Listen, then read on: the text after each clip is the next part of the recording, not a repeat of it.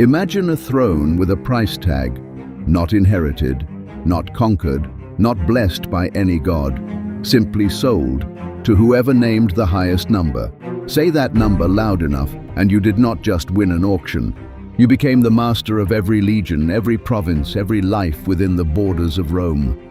Now imagine standing outside a fortified camp, shouting sums of money over a wall, bidding against a man you could not even see for the single greatest prize in the ancient world. This actually happened. Rome, 193 AD. The empire had just lost an emperor to an assassin's blade, and the men guarding the palace decided the throne itself was for sale. The buyer's name was Didius Julianus. He was rich, he was ambitious, and by the end of a single afternoon, he owned Rome. 3 months earlier, Rome had crowned a different man. Pertinax, an old general, a disciplined reformer, a man who tried to restore order after the corruption and excess of the reign before his. He cut the Praetorian Guard's pay. He curbed their privileges. The Guard, the elite soldiers whose only duty was to protect the emperor, decided they preferred the old arrangement. On the 87th day of his rule, they broke into the palace and killed him. They did not replace him. They did something stranger. From the walls of their fortress, they announced that the throne of Rome was open to the highest bidder.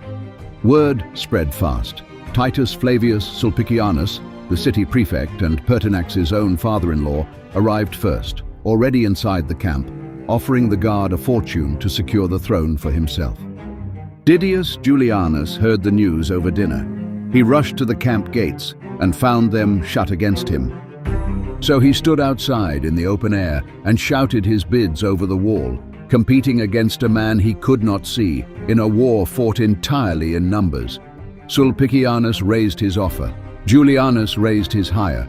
Back and forth, some after some, climbing far past what either man could reasonably afford, until the guard, weighing loyalty against money, chose money.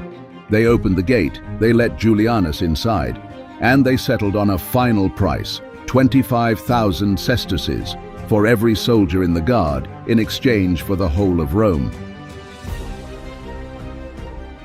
He was proclaimed emperor before the sun set.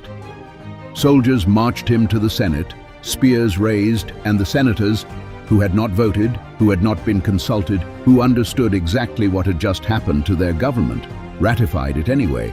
What choice did they have?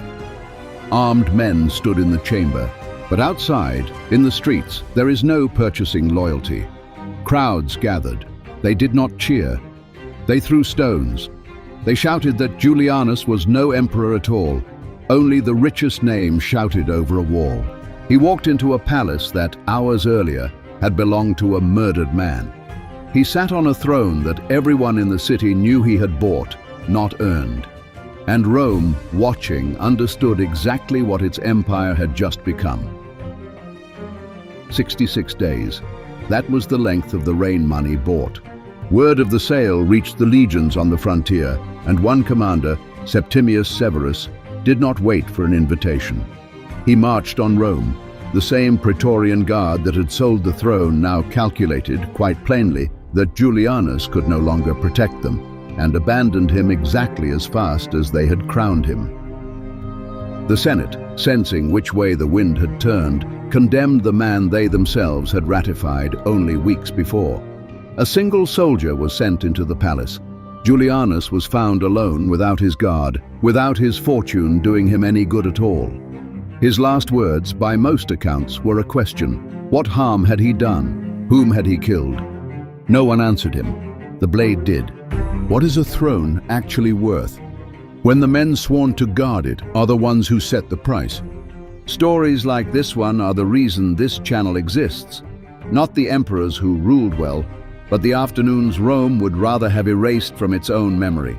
Subscribe to Truly Historical and let the next one find you.